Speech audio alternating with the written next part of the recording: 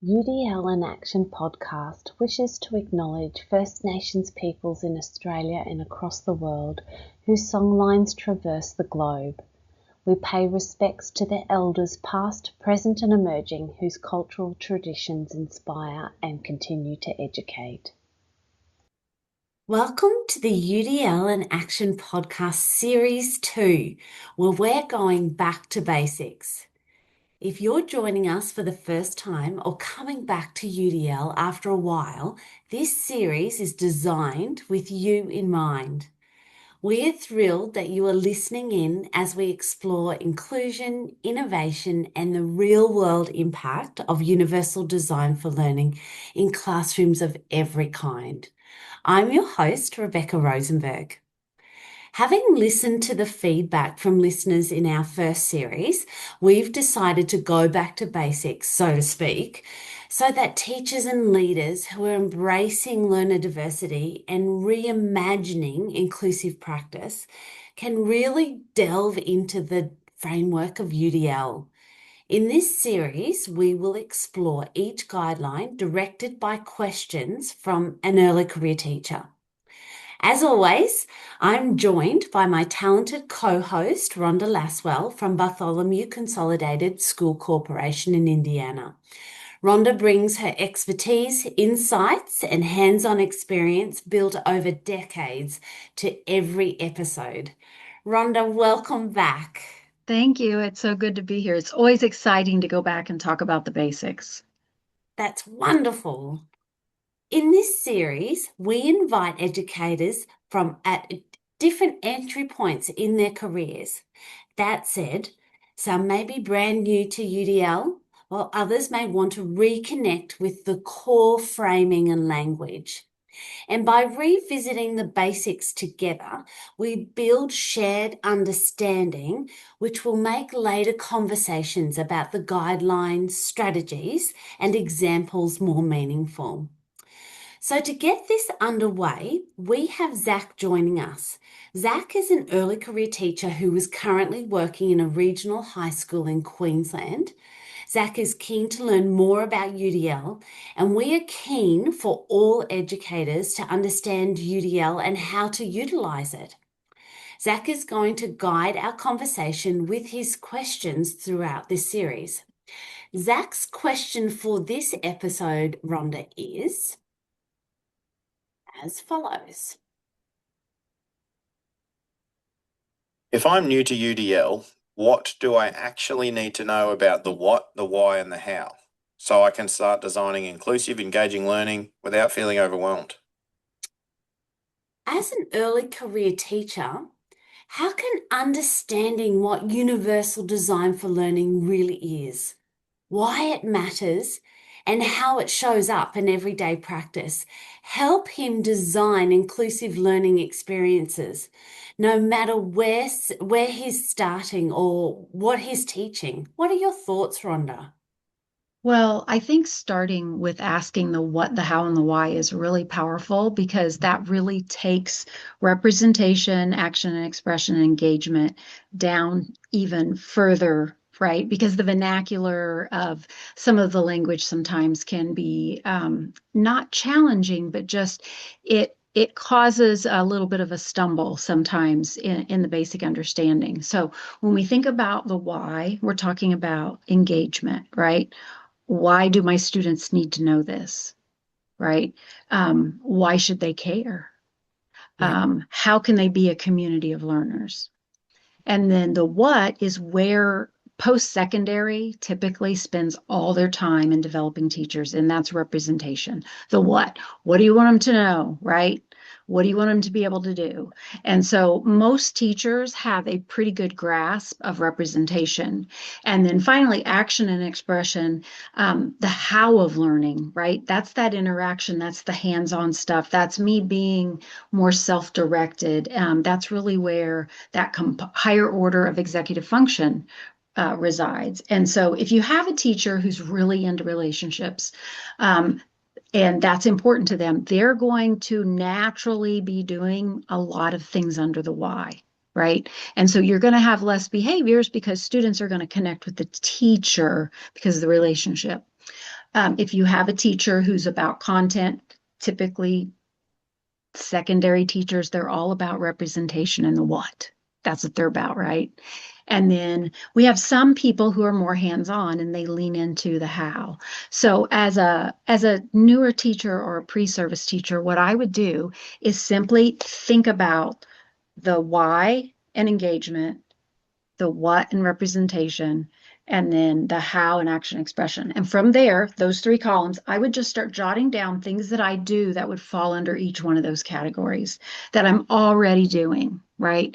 And then what you can simply do is I even sometimes when we would work with teachers is we would write those out and we cut them out and we have them put them on the guidelines in where they would naturally fall.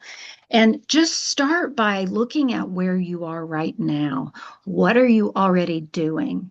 And then from there, expand that and make it richer and deeper. Because really, what you're wanting to do is you're wanting to create a community of learners where there's equal access to the content and to the skills that we're wanting to teach, which are basically our teaching standards, right? And so I would start by simply looking at what am I already doing and then digging in and unpacking after that. I love that you're saying start from where you're currently at. It's and build from that. That's our foundation, as opposed to feeling like you have to come up with all these new and different ideas.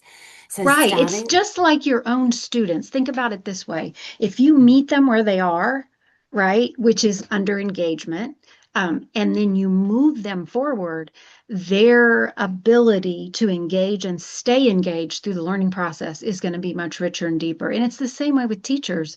We want you to hang on to something you already know, something you're already doing, something you already have confidence in and you feel good about. And then we want to move you through that, through the content, right, of UDL in a fashion that actually causes you to want to be the architect of your own learning about the guidelines and principles of UDL. fantastic. So we're joining. So we become the architect of we guide our students via UDL in their own learning, but we are also building our own skill and content knowledge and strategies as well. That's And be wonderful. transparent, right? Tell your Mhm. students, this is the what, this is the why, this is the how. You've got the goal posted, which is the standard, and then show them how in the learning process you are attending to all these different components of learning so that all learners can find a way to be able to show mastery of either the content or the skill. Right. Everybody's on the journey, the learning journey together. That's wonderful. Thank you. Thank you. So, from a classroom perspective, philosophy matters a lot. UDL shifts the question from what's wrong with this learner to what barriers might my design be creating. That mindset alone can be really empowering, especially for early career teachers who want to be inclusive but aren't sure where to start. Summarize in your own words, what do you consider UDL to be? Mhm. Oh, wow. I consider it to be a framework and a philosophy.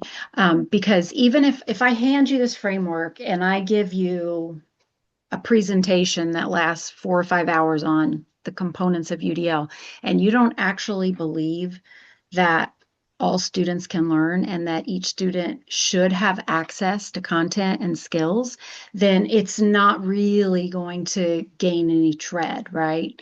And so, how I look at universal design for learning is that it is simply making learning accessible for all learners to engage in a way that builds stamina, confidence, and engagement in learning. It is also, okay, a guideline or roadmap to teaching students how to be learners, right? How to be resourceful, knowledgeable, strategic, goal-directed, motivated, and purposeful. So I view UDL as content agnostic. You can plug it in to any environment, and it gives you a roadmap to the best way to think about teaching and learning for all students. And, a really simple example of that is, let's say you think about a student who may be pulled out for special services, right? And you still may have students who may need those things along the way. We're not saying that this is not a one size fits all, right? And so that does happen. But if you take what's being done with that student, say in another room, why can't you bring that activity into your first best instruction? Why can't it be at a station, right? Why do I have to go out to get access to that? So UDL is really about looking at the landscape and removing barriers, supporting variability, and make it easy for students to be able to become expert learners. That was a long Great. answer. I'm sorry. No, not at all. And I love the way that you go back to the roadmap because Yes, whenever we use a map to get somewhere, our goal is to find a certain location, no matter where that might be. But how we get there, we have options to choose from. And absolutely. and that includes how our students how they learn, how we teach them, as well as then how they express to us what they know. I really like the idea and the thought of bringing, as opposed to students going out for those specialized classes, bringing them continuing within the classroom and perhaps doing station work and looking at other areas that can be incorporated in all student learning and not just for that one student or that small group of students. I think that was a really insightful answer. Thank you. Mhm. So I do have another comment because my brain's going somewhere. And that Please, is the please. vocabulary is so important. The biggest barriers that students face when they go into, say, math, right, or science or whatever topic, the vocabulary is that first hurdle to get over. And that's the way it is with UDL. If we start using the language of universal design, if we start using things like expert learner and being motivated and self-directed, if we talk about representation, if we talk about engagement, and we do that in a vertical alignment, pre-K to 12, then our students are always getting access to learning how to learn. And that is a really important component of this learning journey and process as well. It goes beyond a classroom, and it actually can infiltrate an entire building or an entire school district. And if they're learning how to learn, they're going to want to continue to want to learn as well, which is what we want. We want our learners to be to have their own agency. Yes. That's, yeah, excellent. Thank you for adding that little addition. So most of the questions we receive from listeners are about the how. This is often the hardest part because if I'm an early career teacher thinking, this is great, but what does this look like in my classroom? Rhonda, what advice would you give early career teachers when they're encountering these kind of questions? Well, to begin with, do not overwhelm yourself and do not overwhelm your students. So I would start small. One of the most important things you can do with the how, because with the how comes object lessons, station work, things that are hands-on, things that are creative. And if you just put out 6 different things at 6 different stations and you have students rotate through them, their ability to utilize the resources in a way that's beneficial will be inhibited. And so you start by simply saying, at this station, for example, let's say we have fifth graders, at this station, you're going to use Play-Doh to create the letters and spell words, right? So it's very tactile. For some students, that's very engaging. Younger kids, sometimes we may have them write it in sand or something like that, and we get to the sensory component of that. But what we have to do is we have to teach students how to use those resources. So when you do that, start not by using the resource for content. Okay. So for the how, you would have them maybe spell their favorite food instead of their spelling words. So you want to engage them in something that's highly, highly engaging to them, right? It's high interest. Then you're teaching them the expectations. You post those expectations at the stations, right? What does it look like when I'm spelling my spelling words? If that's what the station is. And so from there, what you're beginning to do is you're building in that agency, you're building in that expectation, but you're also building in that executive functioning piece. And when you do that, then down the road, then you add another station, then you add another station, and students learn how to utilize the resources, because a lot of times teachers are like, it's just going to be a three-ring circus in here if I have 5 stations and we're all doing all these different things. So remember to go back to the goal. Is the station or is the activity supporting the goal? And let students know how it supports the goal, right? That's really important. But the how is really about think about it as interacting with content and skill, right? That's where we practice. That's where we have scaffolding. We would never take a child and put them on a balance beam. You know, the Olympics are going on, right? We wouldn't put them up 4 feet in the air and tell them to walk up and down that and do a cartwheel. We would probably start with a piece of tape on the ground and then a padded one on the ground, and then once maybe up 6 inches, right? And so it's a process. And that's the same thing we need to do when we're talking about action and expression. If we are just demonstrating everything and just showing them, they're not actually getting to act upon, right, the activity. And we have to give them entry points, because we can't just throw them into the deep end, right, without teaching them how to wade. But we also have to teach them how to use the tools and resources of learning. And they need to understand that these are tools and resources. They belong to the community of learners, right? And then from there, you can expand. And, you know, each year you teach, you could probably add 1 or 2 more things and maybe take something back that you just found wasn't maybe the most beneficial activity. But the how is really that interaction piece. How are students getting an opportunity to practice?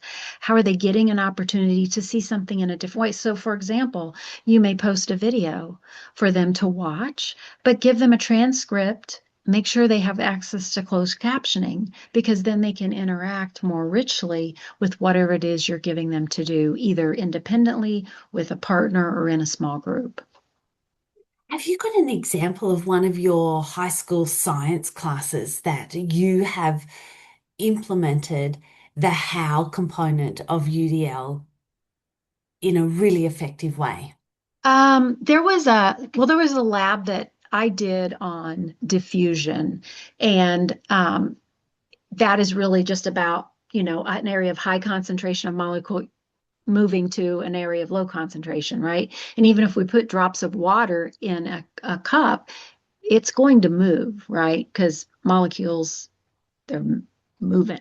And so if you put a drop in hot water versus cold water, you're going to see a difference. And so what I did was I started by spraying just a little bit of air freshener on one end of the room. And then I said, once you can smell it, stand up. And the room slowly cascaded across and people started standing up. So we talked about area of high concentration to an area of low concentration. And then on an overhead screen, I did the dye right in the water. And then they moved to stations where they did different activities that taught them the principle of diffusion. And then we came back and I just had everybody draw on a piece of paper, what does diffusion look like to you? Or write down a definition of diffusion, or raise your hand and I'll come and you can tell me. Okay, so action, expression. They were able to express it with a picture, they were able to express it with a definition, and they were able to either just tell me. How simple is it to just know if they've got it or not? I mean, they either do or they don't, right? And so that was a real quick way to do the activity, to do action, to do expression, and know where everybody was at. I could just see that classroom come to life. And can I also ask, what was the engagement like in that classroom when you Oh, gave, when you did those activities? right. I just move around in the room. I would have sometimes my administrator come in and he can't find me because I'm like out sitting somewhere with kids. And actually, a really neat story about this too was I ended up having to be out and absent. So when I came back, I wanted to see where the class was as a whole. And so what we did was we did a physical activity where I had them get in a circle, like the edge of a cell, and then I had some salt molecules that had to pass and diffuse inside the right inside the cell. And so as a class, they just stood up, they made a circle, and the kids started pushing their way in through the cell wall, and they evenly spread themselves out. And then I had a couple people explain it, and that was just a real quick visual for them to actually physically do, but also to let me know that they had retained it since I had been out and been absent. What an authentic learning experience for that class of students because you implemented the how of UDL Right. in your lesson. That was that was just so creative, but so inviting, and I've got no doubt all students were engaged in your lesson because they were included and they were belonged and they were working together. It wasn't you were guiding the class, you weren't telling them what to do. Right. And they were able to be self-directed in that. And, that's what we need for students to be. We don't need to make them dependent on us, right? We need to make them independent learners. And so the more we take our hands off and the more we let them do, which is action, the better they get at it and the more confidence, that they have. And it really ramps up their executive function and their agency. So insightful. Thank you. So you don't need to master UDL to start using it. That's the the cornerstone of what you have shared with us today, Rhonda, which is so encouraging, especially as an early career teacher, actually, let alone an experienced teacher. If you're reflecting on barriers, offering choices and designing with learners in mind, then you're already on the right path, wouldn't you say, Rhonda? Oh, absolutely. Yes. UDL isn't about doing more, it's about designing smarter with intention and empathy. Rhonda, thank you once again for your insight and practical expertise. Before we wrap up, though, what's one takeaway you'd love our listeners to walk away with? Start where you are because that is so important, and reflect on where you are, and then from there you need to be intentional about how you take risks, and as you do that, be kind to yourself. Be kind to yourself. I love that. Thank you to all our listeners. Series 2 of the UDL in Action podcast will include 10 episodes, with today's episode setting the foundation. The next 9 episodes will each focus on one of the 9 UDL guidelines, giving us space to go deeper without losing sight of the bigger picture. If today's episode sparked ideas or reflections, we'd love to hear from you. You can email us at udl.in.action.podcast@gmail.com. And if you would like the show notes or resources mentioned, just click on the link at the end of each episode description to our G Drive folders for all listeners. And please share our podcast with your colleagues through YouTube or Spotify. Until next time, though, keep designing for possibility and not predictability. We'll see you later. Toodaloo.